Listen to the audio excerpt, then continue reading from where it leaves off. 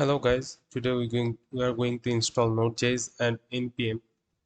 So firstly, we come to Google and search for Node.js and go to the download section. Then we have to download the current version, or you can do the LTS version also. So what's the difference between two? I will put it in the description box. It's I don't want to lengthy the video.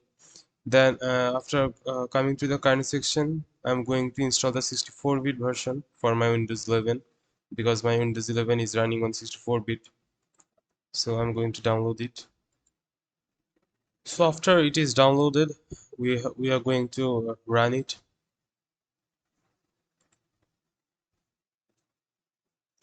Next, I accept. Next, I'm going to do the default installation.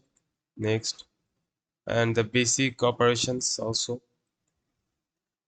And I don't want to check this box because it will install the Python and Visual Studio tools, which is around 7 to 9 GB. I don't want to download that much, so I'm just going with the basic installation.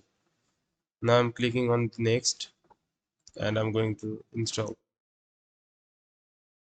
The install has been successful. Finish. Now if I want to run to check if it is installed correctly, I should run node and v.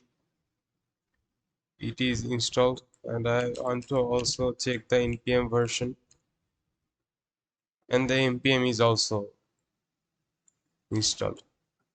Thank you. That's it for the video.